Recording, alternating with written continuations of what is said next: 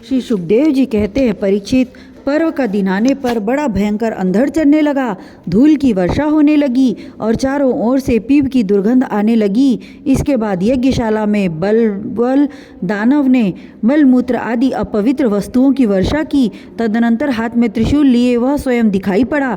उसका डील डौल बहुत बड़ा था, ऐसा जान पड़ता था मानो ढेर का ढेर कालिख इकट्ठा कर दिया गया हो। उसकी चोटी और दाढ़ी मूछ तपे हुए तांबे के समान लाल लाल थी। बड़ी बड़ी दाढ़ों और भौहों के कारण उसका मुंह बड़ा भयावना लगता था। उसे देखकर भगवान बलराम जी ने शत्रु सेना की कुंदी करने वाले मूसल और दैत्यों को चीर फाड़ डालने वाले हल का स्मरण किया। उनके स्मरण करते ही वे दोनों शस्त्र तुरंत वहां आ पहुँचे। बलराम जी ने आकाश में विचरने वाले बल्व दैत्य को अपने हल के अगले भाग से खींचकर उस ब्रह्मद्रोही के सिर पर बड़े क्रोध से एक मूसल कसकर जमाया, जिससे उसका ललाट फट गया और वह खून उगलता तथा आर्त स्वर से चिल्लाता हुआ धरती पर गिर पड़ा, ठीक वैसे ही जैसे वज्र की चोट खाकर गेरू आदि से लाल हुआ कोई पहाड़ गिर पड़ा हो। नैमिषारण्यवासी महाभाग्यवान मुनियों ने बलराम जी की स्तुति की, उन्हें कभी न व्यर्थ होने वाले आशीर्वाद दिए और जैसे देवता लोग देवराज इंद्र का अभिषेक करते हैं वैसे ही उनका अभिषेक किया। इसके बाद ऋषियों ने बलराम जी को दिव्य वस्त्र और दिव्य आभूषण दिए तथा एक ऐसी वैजंती माला भी दी जो सौंदर्य का आश्रय एवं कभी न मुरझाने वाले कमल पुष्पों से युक्त थी। तदनंतर नैमिषारण्यवासी ऋषियों से विदा होकर उसके आज्ञानुसार बलराम जी ब्राह्मणों के साथ कौशिकी नदी के तट पर आए। वहां स्नान करके वे उस सरोवर पर गए जहां से सरयू नदी निकली है। वहां से सरयू के किनारे किनारे चलने लगे, फिर उसे छोड़कर प्रयाग आए और वहां स्नान तथा देवता ऋषि एवं पितरों का तर्पण करके वहां से पुलहा आश्रम गए। वहां से गंडकी, गोमती तथा विपाशा नदियों में स्नान करके वे सोन के तट पर गए और वहां स्नान किया। इसके बाद गया में जाकर पितरों का वासुदेव जी के आज्ञा अनुसार पूजन यज्ञ किया। फिर गंगा सागर संगम पर गए, वहां भी स्नान आदि तीर्थ कृत्यों से निवृत्त होकर महेंद्र पर्वत पर गए। वहां परशुराम जी का दर्शन और अभिवादन किया। तदनंतर सप्त गोदावरी, बेणा, पंपा और भीमरथी आदि में स्नान करते हुए स्वामी कार्तिक का दर्शन करने गए तथा वहां से महादेव जी के निवास स्थान श्री शैल पर पहुँचे। इसके बाद भगवान बलराम ने द्रविड़ देश के परम पुण्यमय स्थान वेंकटाचल बालाजी का दर्शन किया और वहां से वे कामाक्षी, शिवकांची, विष्णुकांची होते हुए तथा श्रेष्ठ नदी कावेरी में स्नान करते हुए पुण्यमय श्रीरंग क्षेत्र में पहुँचे। श्रीरंग क्षेत्र में भगवान विष्णु सदा विराजमान रहते हैं। वहाँ से उन्होंने विष्णु भगवान के क्षेत्र ऋषभ पर्वत, दक्षिण मथुरा तथा बड़े बड़े महापापों को नष्ट करने वाले सेतु बंध की यात्रा की। वहाँ बलराम जी ने ब्राह्मणों को 10,000 गौएं दान की। फिर वहाँ से कृतमाला और ताम्रपाणी नदियों में स्नान करते हुए वे मलय पर्वत पर गए। वह पर्वत 7 कुल पर्वतों में से एक है। वहाँ पर विराजमान अगस्त्य मुनि को उन्होंने नमस्कार और अभिवादन किया। अगस्त्य जी से आशीर्वाद और अनुमति प्राप्त करके बलराम जी ने दक्षिण समुद्र की यात्रा की।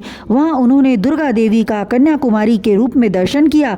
इसके बाद वे फाल्गुन तीर्थ अनंत शयन क्षेत्र में गए और वहाँ के सर्वश्रेष्ठ पंचाप्सर तीर्थ में स्नान किया। उस तीर्थ में सर्वदा विष्णु भगवान का सानिध्य रहता है। वहाँ बलराम जी ने 10,000 गौएं दान की। अब भगवान बलराम वहाँ से चलकर केरल और त्रिगर्त देशों में होकर भगवान शंकर के क्षेत्र गोकर्ण तीर्थ में आए। वहाँ सदा सर्वदा भगवान शंकर विराजमान रहते हैं। वहाँ से जल से घिरे हुए द्वीप में निवास करने वाली आर्या देवी का दर्शन करने गए और फिर उस द्वीप से चलकर शूपारक क्षेत्र की यात्रा की। इसके बाद तापी, पयोष्णी और निर्विंध्या नदियों में स्नान करके वे दंडकारण्य में आए। वहाँ होकर वे नर्मदा जी के तट पर गए। परीक्षित, इस पवित्र नदी के तट पर ही महिष्मतीपुरी है। वहाँ मनु तीर्थ में स्नान करके वे फिर प्रभास क्षेत्र में चले आए। वहीं उन्होंने ब्राह्मणों से सुना कि कौरव और पांडवों के युद्ध में अधिकांश क्षत्रियों का संहार हो गया। उन्होंने ऐसा अनुभव किया कि अब पृथ्वी का बहुत सा भार उतर गया।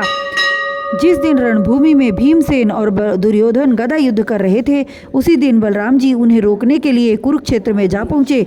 महाराज युधिष्ठिर, नकुल, सहदेव, भगवान श्री कृष्ण और अर्जुन ने बलराम जी को देखकर प्रणाम किया तथा चुप हो रहे। वे डरते हुए मन ही मन सोचने लगे कि ये न जाने क्या कहने के लिए यहाँ पधारे हैं। उस समय भीमसेन और दुर्योधन दोनों ही हाथ में गदा लेकर एक दूसरे को जीतने के लिए क्रोध से भरकर भांति भांति के पैंतरे बदल रहे थे। उन्हें देखकर बलराम जी ने कहा, राजा दुर्योधन और भीमसेन, तुम दोनों वीर हो, तुम दोनों में बल पौरुष भी समान है।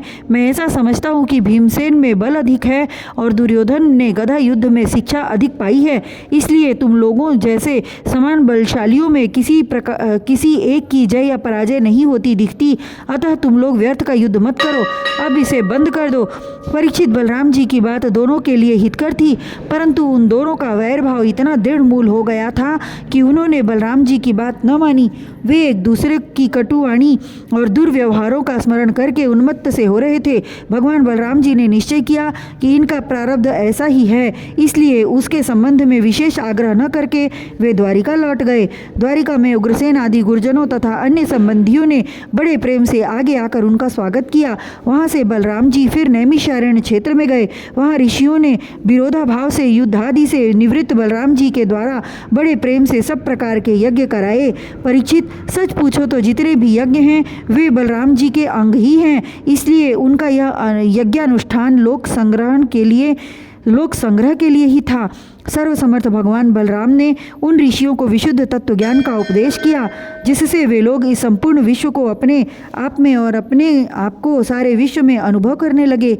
इसके बाद बलराम जी ने अपनी पत्नी रेवती के साथ यज्ञांत स्नान किया और सुंदर सुंदर वस्त्र तथा आभूषण पहनकर अपने भाई बंधु तथा स्वजन संबंधियों के साथ इस प्रकार शोभायमान हुए जैसे अपनी चंद्रिका एवं नक्षत्रों के साथ चंद्रदेव होते हैं।